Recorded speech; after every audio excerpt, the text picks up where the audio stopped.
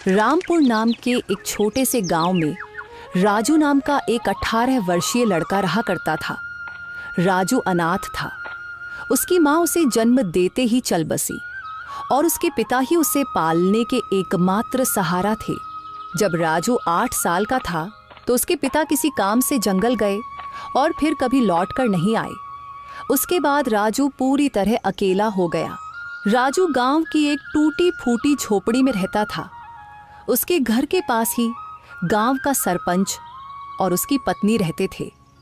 उनकी अपनी कोई संतान नहीं थी, इसलिए राजू के माता पिता के गुजर जाने के बाद उन्होंने ही राजू को पाला। ये लो राजू बेटा, ये खाना खा लो और अगर कम पड़े तो मुझसे आकर ले लेना। अरे मौसी, मैं कब तक आपके ऊपर बोझ बनकर बैठा रहूंगा? अब तो मुझे शर्म आती है। अरे बेटा, ये तुम कैसी बातें कर रहे हो? अगर तुम हमारे अपने बच्चे नहीं हो तो इसका मतलब थोड़े ना है कि तुम हम पर कोई बोझ हो। आगे से ऐसी बात मत करना।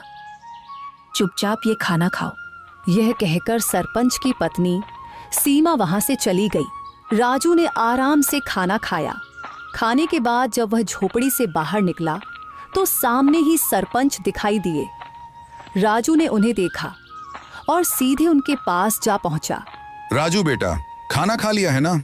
जी सरपंच साहब, अभी अभी मौसी खाना देकर गई थी और मैं वही खाकर घर से निकला हूँ। हाँ, अच्छा किया। अब तुम बड़े हो गए हो बेटे, अपना ख्याल रखना सीखो। जी सरपंच जी, 8 वर्ष की उम्र से लेकर अब तक आप ही मेरा ख्याल रखते आए हैं, पर अब मुझे शर्म आने लगी है। अब मैं कुछ काम करना चाहता हूँ। इसमें शर्म की क्या बात है बेटा? हमने तो हमेशा तुम्हें अपना ही माना है। लेकिन अगर तुम्हारा मन फिर भी कुछ करने का है तो सुनो, गांव के पास वाला जंगल अब पहले जैसा खतरनाक नहीं रहा। चाहो तो वहां जाकर लकड़ियां काट सकते हो या शहद इकट्ठा कर सकते हो। जी सरपंच जी, मैं कल ही जंगल जाऊंगा। अब समय आ गया है कि मैं अपने लिए और आपके लिए कुछ कर दिखाऊं। अगले दिन राजू एक कुल्हाड़ी लेकर जंगल की ओर चल पड़ा। कुछ ही देर में वह जंगल पहुंच गया। जंगल में कदम रखते ही उसने सोचा, कुछ भी कहो, सरपंच जी ने बचपन से लेकर अब तक मेरी बहुत मदद की है।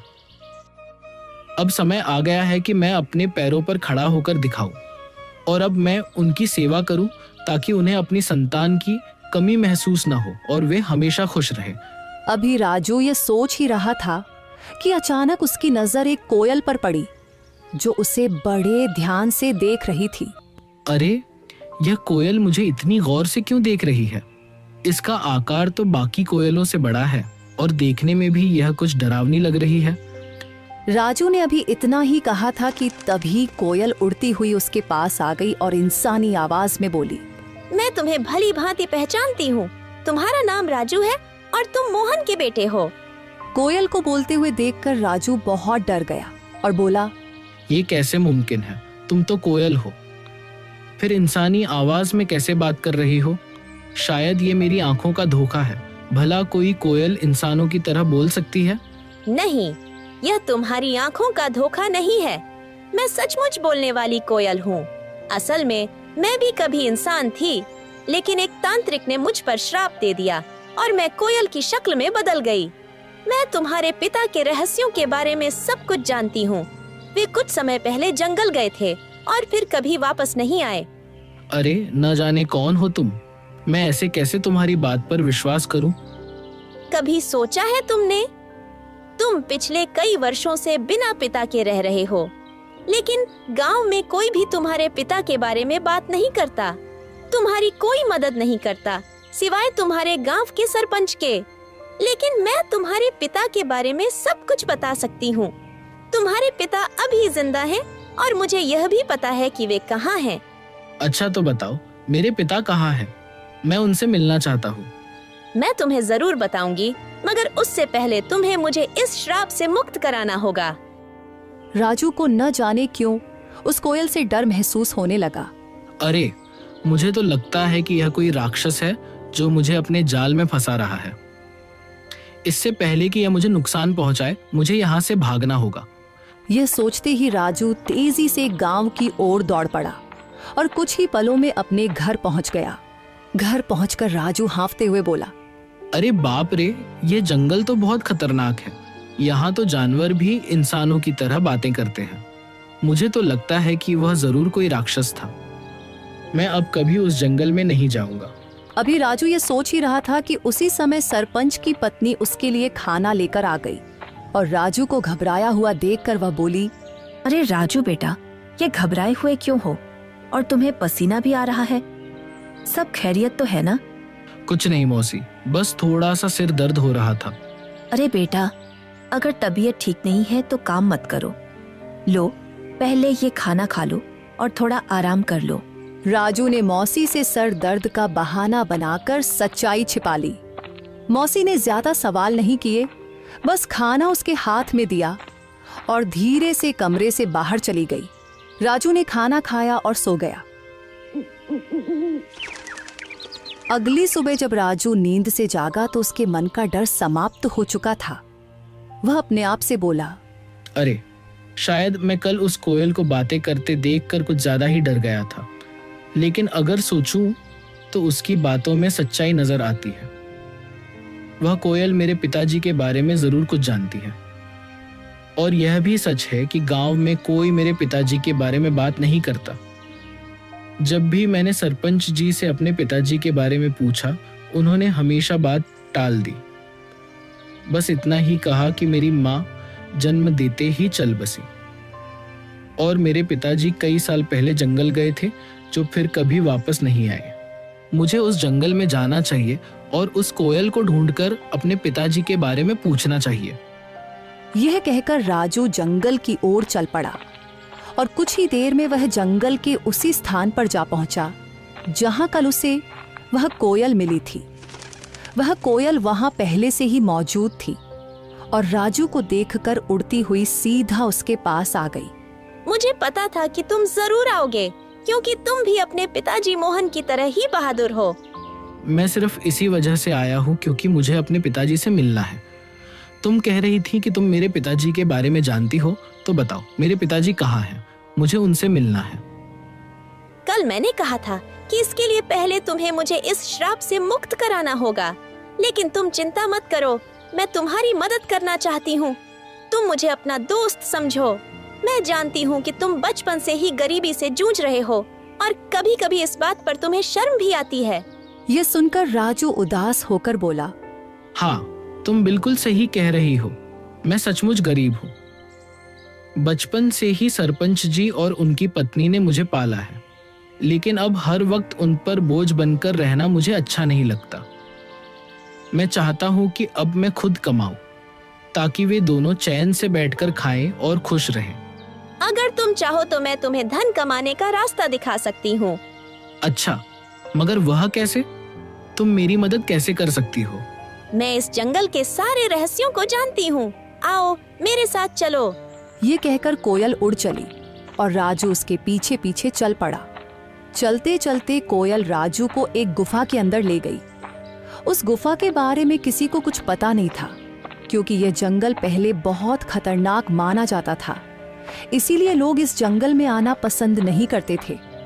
गुफा के अंदर जाते ही राजू की नजर एक बक्से पर पड़ी।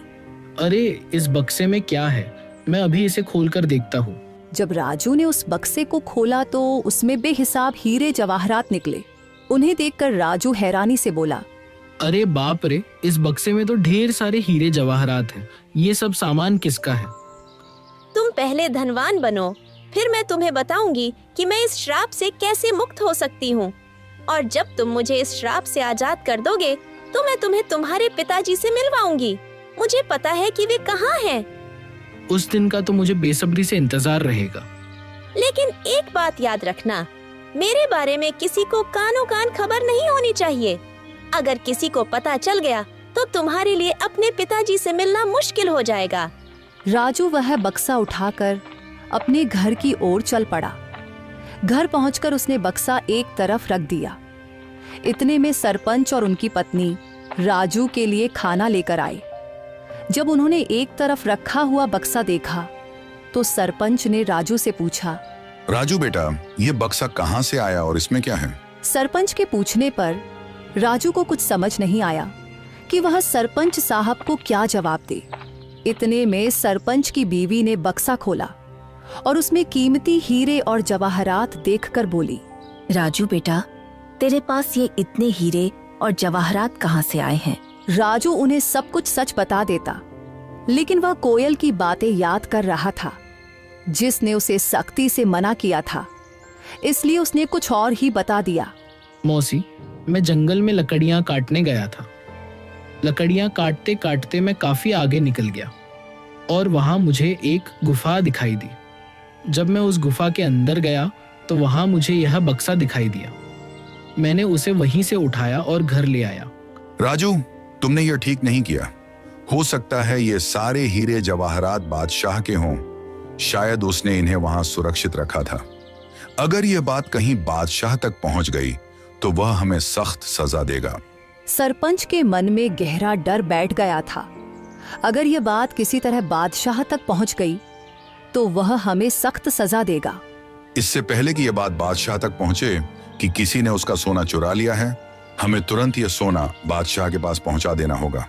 सरपंच की बातें सुनकर राजू ने सोचा, अब सरपंच जी को कैसे बताऊं कि ये हीरे और जवाहरात बादशाह के नहीं हैं? ये तो मुझे वही कोयल ने दिए हैं। लेकिन अगर मैंने सरपंच साहब को कोयल के बारे में बता दिया तो मेरे लिए अपने पिताजी से मिलना मुश्किल हो जाएगा और मेरे लिए इन हीरे और जवाहरात से ज्यादा अपने पिताजी से मिलना जरूरी है।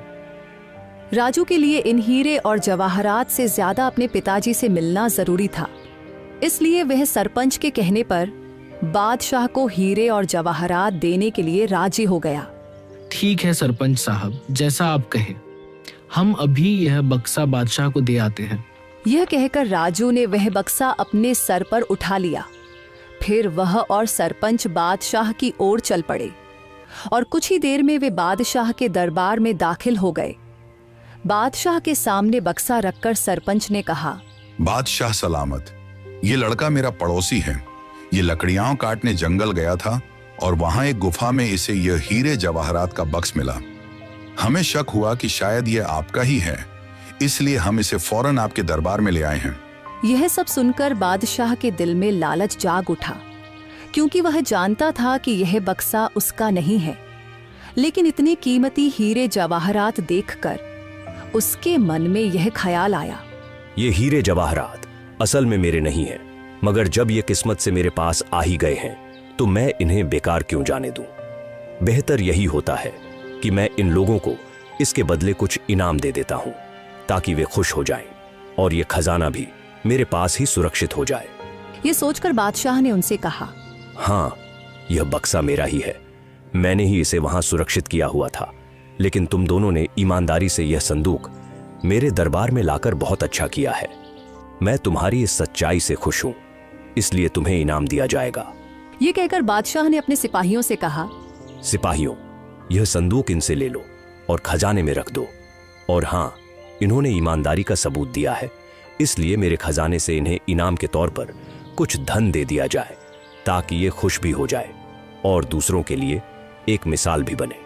सिपाहियों ने बादशाह के आदेश पर उनसे वह संदूक ले लिया और उसके बदले इनाम के तौर पर उन्हें कुछ धन दे दिया। सरपंच वह रकम पाकर बहुत खुश था, मगर राजू का दिल बेचैन था। उसे अच्छी तरह मालूम था कि बादशाह झूठ बोल रहा है, लेकिन वह कुछ कह नहीं सकता था क्योंकि कोयल ने उसे अपनी सच्चाई बताने से मना किया था।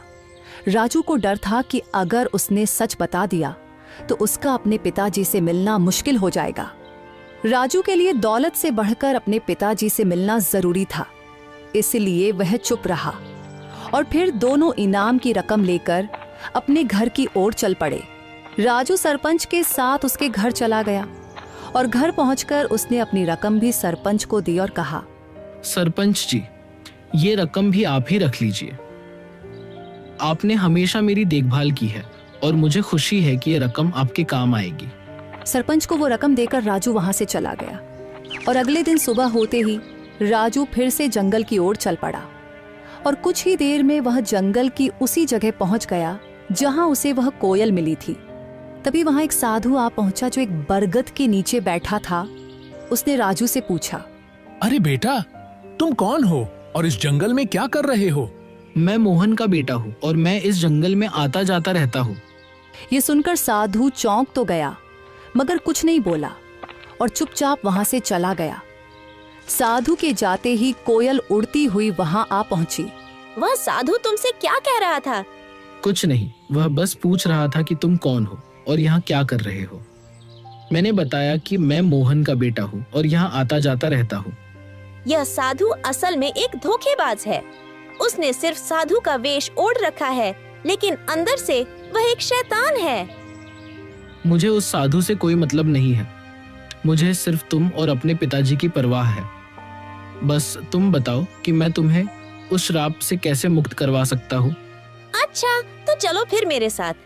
वह राजू को एक गुफा के अंदर ले आई जहाँ एक शीशे की बोतल पड़ी थी जिसमें जल भरा हुआ था। कल पूर्णिमा की रात है। तुम्हें आधी रात को इसी जगह आकर आंखें बंद करके उस बोतल को तोड़ना होगा। बोतल टूटते ही मैं शराब के प्रभाव से मुक्त हो जाऊंगी और फिर तुम्हें यह राज बताऊंगी कि तुम्हारे पिता कहाँ हैं। क्या मैं इस बोतल को अभी तोड़ दूं? नहीं, कल पूर्णिमा की रात है। तुम इसे सिर्फ कल ही तोड़ सकते हो। इतना कहकर वह कोयल वहां से उड़ गई और राजू भी अपने घर की तरफ चल पड़ा और दूसरी तरफ वह साधु छुपकर उन दोनों की बातें सुन रहा था। वह भी राजू के पीछे चल पड़ा। जब राजू अपने घर के करीब पहुंचा तो उसने साधु को अपने पीछे आते देखा और वहीं रुक गया। साधु करीब आकर राजू से बोला, मैंने अपनी आंखों से देखा है कि तुम कोयल से बात कर रहे थे। देखो, तुम इस कोयल को नहीं जानते। वह कोई साधारण कोयल नहीं है। मैं सब जानता हूँ, लेकिन वह कोयल मेरे पिताजी के बारे में जानती है और मैं किसी भी कीमत पर अपने पिताजी को पाना चाहता हूँ। तुम्हारे पिताजी अब इस संसार में नहीं रहे। वह कोयल तुम्हें फंसाकर श्राप से मुक्ति पाना चाहती है। यह सुनकर राजू क्रोधित हो गया। अरे साधु महाराज, मैं साधुओं का सम्मान करता हूँ मगर तुम्हारे जैसे पाखंडी साधुओं का नहीं। याद रखो, इसके आगे मैं एक भी शब्द बर्दाश्त नहीं कर सकता। बेहतर है चुपचाप यहाँ से निकल जाओ। साधु कुछ कहने ही वाला था कि राजू ने उसे धक्का दे दिया और कहा, चले जाओ वरना तुम्हारे लिए अच्छा नहीं होगा। यह कहकर राजू अपने घर चला गया और दूसरी तरफ सरपंच और उसकी बीवी जब अपने घर से निकले तो उनकी नजर साधु पर पड़ी। वे दोनों साधु के पास आए और सरपंच ने साधु से कहा, अरे साधु महाराज, आप यहाँ क्या कर रहे हैं? मैंने राजू को सच्चाई बताने का प्रयास किया, लेकिन वह सुनने को तैयार ही नहीं हुआ और वह उस कोयल को श्राप से मुक्त करवाना चाहता है। अगर वह कोयल अपने श्राप से मुक्त हो गई तो गांव में तबाही आ जाएगी। गांव का एक भी व्यक्ति जीवित नहीं बचेगा। हाँ, बिल्कुल सही, लेकिन राजू सुनने के लिए तैयार ही नहीं है। साधु महाराज, आप चिंता मत करें, मैं अभी राजू को समझाता हूँ। यह कहकर सरपंच उसी वक्त राजू के घर गया और घर जाकर राजू से कहा, राजू, यह मैं क्या सुन रहा हूँ? तुम जंगल में किसी कोयल से मिलते हो जो इंसानों की तरह बातें करती है। क्या तुम्हें यह अजीब नहीं लगा कि एक कोयल इंसान की तरह कैसे बोल सकती है? ओह, तो आपको पता चल गया। देखिए सरपंच जी, शुरू में मुझे यह सब अजीब लगा था, लेकिन अब नहीं। और मुझे पूरा विश्वास है कि यह बात आपको उस साधु ने ही बताई होगी। देखिए सरपंच जी, 8 साल पहले मेरे पिताजी रहस्यमय ढंग से लापता हो गए थे और वह कोयल जानती है कि मेरे पिताजी कहाँ हैं। मैं बस अपने पिताजी को पाना चाहता हूँ, उनसे मिलना चाहता हूँ। बेटा, तुम अपने पिताजी के बारे में कुछ भी नहीं जानते हो? हाँ, मैं नहीं जानता, बिल्कुल नहीं जानता, क्योंकि आपने कभी मुझे बताया ही नहीं और न ही गांव वालों ने कुछ कहा, तो फिर मैं कैसे जान पाता? अब मैं किसी की बात पर विश्वास क्यों करूं? बताइए। मुझे सिर्फ कोयल की बात पर विश्वास है और कल पूर्णिमा की रात है। कल मैं उस कोयल को श्राप से मुक्त कर दूंगा और वह कोयल श्राप से आजाद होकर मुझे मेरे पिताजी से मिलवाएगी। इतना कहकर राजू गुस्से में घर से बाहर निकल गया। राजू, मेरी बात सुनो। राजू, रुको। सरपंच ने राजू को आवाजें दी मगर उसने एक भी न सुनी और घर से निकल गया। सरपंच भी घर से बाहर आया और साधु भी घर के बाहर ही खड़ा था। सरपंच ने साधु से कहा, राजू पता नहीं कहाँ गया है। अब हमें कल तक का इंतजार करना होगा और जंगल में जाकर राजू को बोतल तोड़ने से रोकना होगा। अगली रात साधु सरपंच को लेकर जंगल में उस गुफा के पास ले गया और कहा, यही वह गुफा है जहां वह बोतल पड़ी है जिसमें उस डायन कोयल की शक्तियां हैं। राजू यहाँ आता ही होगा, हम एक तरफ छुप जाते हैं। यह कहकर वे दोनों गुफा के एक तरफ छुप गए और उसी वक्त राजू वहां आ जाता है। राजू को देखकर वह कोयल उड़ती हुई राजू के पास आई और बोली, यहाँ साधु और सरपंच आए हैं। वे गुफा के एक तरफ चुपचाप खड़े हैं। वे तुम्हें इस बोतल को तोड़ने से रोकेंगे, पर तुम उनकी बात मत मानना। अगर तुम उनकी बात मान लो तो तुम कभी अपने पिताजी से नहीं मिल पाओगे। नहीं, मैं उनकी बात नहीं मानूंगा। ठीक है, तो तुरंत जाओ, वह बोतल उठाकर ले आओ और उसे तोड़ डालो। राजू जल्दी से गुफा के अंदर गया और वह बोतल उठा लाया। जैसे ही वह उस बोतल को तोड़ने लगा तो साधु और सरपंच वहां आ गए। राजू रुको, इस बोतल को मत तोड़ो, तुम बहुत बड़ी गलती कर रहे हो। नहीं, मुझे किसी भी हाल में अपने पिताजी से मिलना है। राजू ध्यान से सुनो, ये कोयल कोई साधारण पक्षी नहीं बल्कि एक डायन है। आज से 10 साल पहले जब तुम छोटे थे, इस डायन ने पूरे जंगल पर कब्जा कर रखा था। जो भी गलती से इस जंगल में जाता फिर कभी लौट कर नहीं आता था। तब तुम्हारे पिताजी और मैंने मिलकर ठान लिया कि इसे रोकना ही होगा। हमने साधु महाराज से उपाय पूछा। उन्होंने बताया कि इस अभिशाप को खत्म करने के लिए तुम दोनों में से किसी एक को जंगल के पास वाले कुएं में अपनी जान देनी होगी। तुम्हारे पिताजी बहादुरी से आगे आए और यह बलिदान स्वयं देने का निश्चय किया। उन्होंने कुएं में छलांग लगाई और साधु महाराज ने उस डायन की सारी शक्तियां एक बोतल में कैद कर दी और उसे कोयल में बदल दिया। इस तरह यह जंगल सुरक्षित हो गया। मगर यह राज हमने किसी को नहीं बताया। गांव वाले कुछ नहीं जानते। ये बात सिर्फ मुझे और साधु महाराज को मालूम थी, इसलिए हमने तुम्हें भी कभी नहीं बताया। लेकिन अगर तुमने ये बोतल तोड़ दी तो ये फिर से अपने असली रूप में आ जाएगी। ये सिर्फ उसकी एक चाल है। ये लोग झूठ बोल रहे हैं। सच्चाई वही है जो मैं कह रही हूँ। अगर मेरे मन में कोई चाल होती तो मैं तुम्हारी मदद क्यों करती? क्या गांव वालों ने कभी तुम्हारी मदद की? नहीं। तुम्हें धन, सामान, हीरे मोती सब मैंने दिए। अब मैं तुम्हें तुम्हारे पिताजी से भी मिलवा रही हूँ। राजू भ्रम में पड़ गया और उसने वह बोतल जमीन पर फेंक कर तोड़ दी। फिर अचानक वह कोयल एक डायन के रूप में आ गई। राजू, तुमने मेरा बड़ा काम आसान कर दिया। अब मैं आजाद हूँ और अब तुम सबकी शामत आ गई है। आज मैं तुम में से किसी को भी जिंदा नहीं छोड़ूंगी। राजू, तुमने बहुत बड़ी गलती कर दी है। अब यह डायन हमें किसी भी हाल में जिंदा नहीं छोड़ेगी। मुझे माफ कर दीजिए सरपंच साहब, मैं उसके बहकावे में आ गया था। क्या अब इसका कोई हल नहीं बचा? इसका बस एक ही हल है कि हमें तुरंत उस कुएं के पास जाना होगा। ये कहकर वे तीनों कुएं की ओर भागे और वह डायन भी उनके पीछे आ गई। वहां पहुंचकर साधु ने कहा, अगर तुम इस डायन से छुटकारा पाना चाहते हो तो तुम दोनों में से किसी एक को उसी कुएं में छलांग लगाकर अपनी कुर्बानी देनी होगी। साधु की बात सुनकर राजू तुरंत बोला, ये मुसीबत मैंने खुद मोल ली है, इसलिए इससे मुक्ति भी मैं ही दिलवाऊंगा। यह कहकर राजू ने कुएं में छलांग लगा दी और अपनी जान कुर्बान कर दी। साधु ने तुरंत डायन को फिर से एक कोयल के रूप में बदल दिया, मगर इस बार उसके पास इंसानों की तरह बोलने की शक्ति भी नहीं रही। सरपंच को राजू के जाने का बहुत दुख था, मगर वह क्या कर सकता था। इसलिए वह घर लौट आया और धीरे धीरे फिर से हंसी खुशी जीवन बिताने लगा।